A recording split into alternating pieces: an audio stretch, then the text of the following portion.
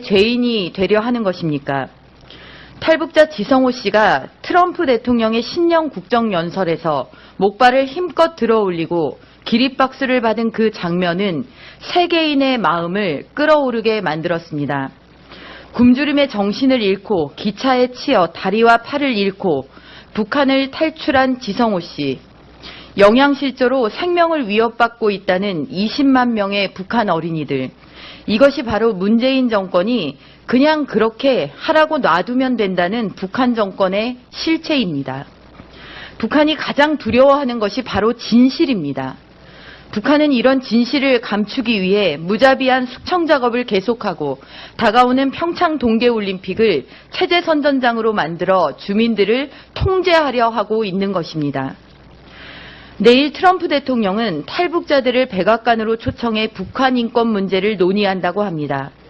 그런데 가장 관심을 가져야 할 우리 정부는 무엇을 하고 있습니까?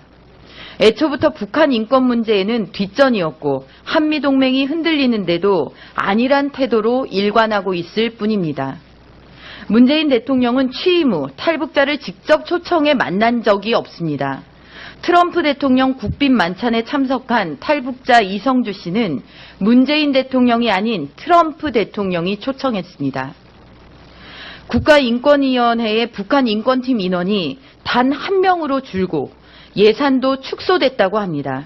직원이 한 명밖에 없다는 건 구색 맞추기용으로 남겨두었을 뿐 아무것도 손대지 말고 있으라는 뜻이나 똑같습니다. 통일부사나 북한인권재단은 북한인권법이 통과됐지만 출범조차 하지 못하고 있습니다. 지난 정부에서 야당이었던 더불어민주당은 재단의 상근 이사직을 요구하며 이사 추천을 차일피일 미루더니 아직 감감무소식입니다. 이 와중에 정부가 태영호 전 북한공사 등 유력 탈북 인사들에게 평창 동계올림픽 기간 공개활동 자제를 권고했다는 믿기 어려운 이야기까지 들립니다. 미국은 코피 작전까지 진지하게 검토하며 강경한 자세로 나서고 있는데 우리 정부는 김정은의 입을 자처하며 북한의 눈치를 보는데 여념이 없습니다.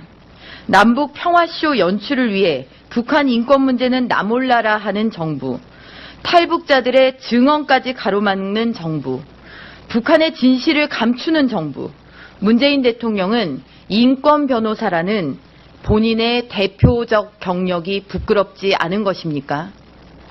문재인 정부는 평창 동계올림픽 이후를 대비해 한미동맹의 중요성을 재확인하고 인류 보편 가치인 북한 인권 문제 해결에 앞장서는 것이 이 시대 대한민국 정부의 제1의 사명임을 다시 한번 상기하시기 바랍니다. 감사합니다.